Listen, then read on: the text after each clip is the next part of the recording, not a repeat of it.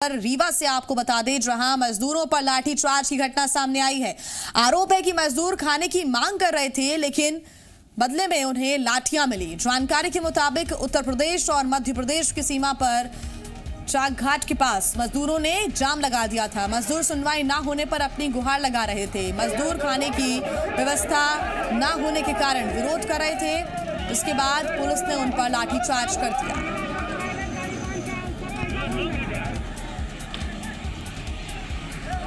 दो तस्वीरें आपके सामने हैं। एक तस्वीर में आप देख रहे हैं बड़ी संख्या में मजदूर यहां पर पहुंचे हैं, जाम लगा दिया गया और ये मजदूर खाने की मांग कर रहे थे, क्योंकि लंबे समय से ये अपने घर जाने के लिए लगातार प्रशासन के सामने गुहार लगा रही हैं और मदद की मांग कर रहे हैं कि उन्हें अपने घर पहुंचाया जा सके। लेकिन जब उन तक मदद नहीं पहुंच रही है तो वो पैदल ही निकल रहे हैं। लेकिन इस बीच प्रशासन की ये जिम्मेदारी है कि उन मजदूरों का ध्यान रखा जाए, लेकिन वो तस्वीरें भी सामने नहीं आ रही हैं। तस्वीरें ऐसी सामने आई जब इन मजदूरों को यहां से खदेड़ने के लिए, यहां से उठाने के लिए, यहां से भगाने के लिए लाठी चार्ज किया गया। खाने की मांग को लेकर गुहार लगा रहे थे मजदूर। उत्तर प्रदेश और मध्य प्रदेश की सीमा का ये मामला सामने आया है।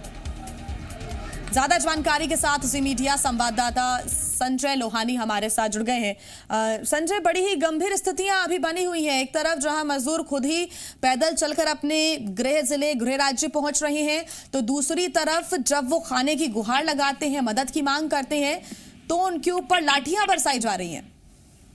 जी, बिल्कुल ही सही मामला है। कल रात का मामला था। असल में ये पूरी स्थितियां तब उत्पन्न हुई जब उत्तर प्रदेश सरकार ने वहां पर पैदल चलने और ट्रक वालों के आवाजाही पे पूरी तरीके से रोक लगा दी थी। तो जो मध्य प्रदेश और उत्तर प्रदेश का बॉर्डर है चाक घाट पे, वहां से जो मध्य प्रदेश से ट्रकों में और पैदल मजदूर जा रहे थे, उनको उत्तर प्रदेश के बॉर्डर में रोक दिया गया, जिसके बाद काफी संख्या में, करीब हजारों की संख्या में मध्य प्रदेश के जो बॉर्डर है वहां पर चाक घाट पे हजारों की संख्या में मजदूर इकट्ठा हो गए थे। और सुबह से दोपहर से वो मजदूर परेशान थे, भूखे प्यासे और अपने घर जाने के लिए परेशान थे। उसके बाद जब देर रात तक ये स्थितियां बनी रही, उनका कोई सुविधा नहीं हो पाई। हालांकि जो बसें सरकार और प्रशासन ने व्यवस्था कराई थी, उन भीड़ को देखते हुए नाकाफी थे, इसलिए मजदूरों का वहां पर गुस्सा भड़क गया और मजदूरों ने वहां पर नेशनल हाईवे में चाक घाट पे चक्का जाम कर दिया। इसके बाद रात को वहां पर देर रात को पुलिस के जवान पहुंचे और चक्का जाम कर रहे जो मजदूर थे और पर लाठीचार्ज करते हुए उनको वहां से खदेड़ दिया। कुल मिलाकर वहां पर जो स्थितियां थी, काफी अराजकता की स्थिति हो गई थी। रात में मजदूर जो थे दिन भर से भूखे प्यासे वहां पर बॉर्डर में खड़े हुए थे और उनकी कोई भी तरह की जो सुविधाएं थी। बिल्कुल संजय, अब सवाल ये खड़ा होता है कि प्रशासन की तरफ से ये कार्रवाई तो कर दी गई, लाठीचार्ज तो कर दिया गया, लेकिन क्या इन मजदूरों को दूसरी तरीके से समझाया नहीं जा सकता था? समझाइश नहीं दी जा सकती थी? या अगर वो खाने की मांग कर रहे थे तो क्या खाने के पैकेट्स उन तक प्रशासन नहीं पहुंचा सकता था? या फिर जो दूसरे तरीके हैं समझाने के, उनका रुख नहीं कर सकते थे क्या?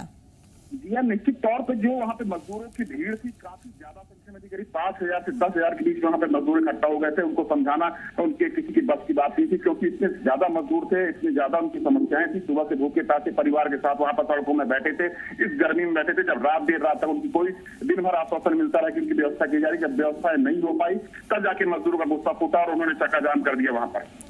संजय, क्या अभी तक पॉलिटिकल तौर पर कोई भी रिएक्शन इस पर सामने आया है, कोई प्रतिक्रिया इसको लेकर सरकार की तरफ से? क्योंकि उत्तर प्रदेश और मध्य प्रदेश की सीमा का ये मामला है, दोनों ही राज्य ये पूरी तरह से अपील कर रहे हैं, दावा कर रहे हैं कि मजदूरों तक सही मदद पहुंचाई जाएगी।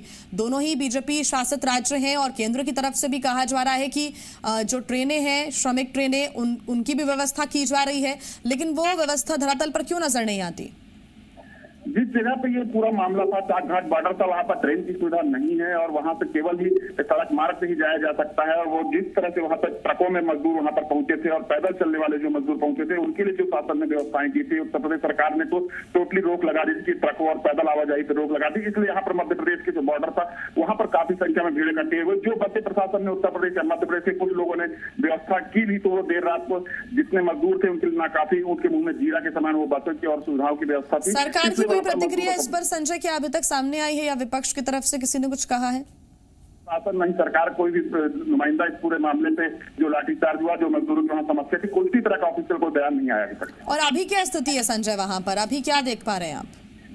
अभी भी वहां पर मजदूर, वहां पर काफी संख्या में मजदूर इकट्ठा है, उनकी अभी भी व्यवस्था नहीं हो पाई है। मजदूर काफी आक्रोशित है, लेकिन हालांकि जो प्रशासन का डंडा है, जो कल रात को चला था, उसके बाद मजदूर वहां पर अब इस स्थिति में नहीं है कि प्रशासन से विरोध कर सके। लेकिन मजदूरों की जो समस्याएं हैं, जबकि तक बनी हुई है। लेकिन संजय, सवाल ये भी उठता है कि अगर लाठीचार्ज किया गया और यहाँ से खदेड़ने की कोशिश की गई तो फिर भगाया कहाँ जा रहा था? मजदूर जाएंगे कहाँ? ये बड़ा सवाल है, क्योंकि अगर वो सीमा पर बैठे हैं, उनको अपने घर जाना है, अगर यहाँ से ही पुलिस उन्हें बिना समझाए लाठीचार्ज करते हुए भगाती है तो फिर मजदूर जाएंगे कहाँ? एक बड़ी परेशानी उनके ऊपर है।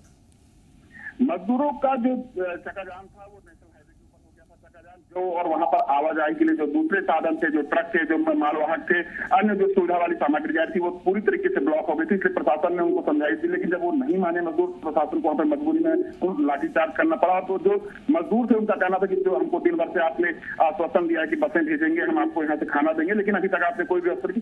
दोनों की बातें अपनी तरफ से जायज लगती थी, लेकिन जिस तरह से लाठीचार्ज मजबूर बेवस संजय, आप बता रहे हैं कि कल दिन भर से ही उनको कोई व्यवस्था नहीं दी गई, खाने पीने का इंतजाम नहीं किया गया, रात में भी कुछ ऐसा नहीं हुआ और अभी भी वहां पर बड़ी संख्या में मजदूर मौजूद हैं। अभी तक कोई व्यवस्था नहीं हुई, अभी भी भूखे प्यासे बैठे हुए हैं मजदूर वहां पर। इतनी ज्यादा संख्या पे वहां पर मजदूर इकट्ठे हो गए हैं मध्य प्रदेश उत्तर प्रदेश के बॉर्डर में। वहां पर उनकी जो पूरी व्यवस्थाएं है वो बिल्कुल नाकाफी है। मान लीजिए कुछ लोगों को वहां पर प्रशासन मुहैया करा भी रहा है, लेकिन वो पूरे लोगों के लिए नाकाफी है। मजदूर को अगर वहां से ट्रकों से निकल जाने दिया गया होता तो मजदूर हो सकता वहां पर इतनी जो अराजकता की स्थिति बनी है, जो इस तरह से मजदूर परेशानी है, वो ना होते। लेकिन उत्तर प्रदेश शासन ने जो आदेश दिए थे उसके कारण ही पूरी व्यवस्थाएं यहाँ पर पूरी तरह से चरमरा गई और वहां पर मजदूर। संजय, इन्हें भेजा कैसे जाएगा? क्या उसके लिए कोई कदम उठाए जा रहे हैं या फिर सिर्फ अभी रिएक्शन का वेट है सरकार की तरफ से?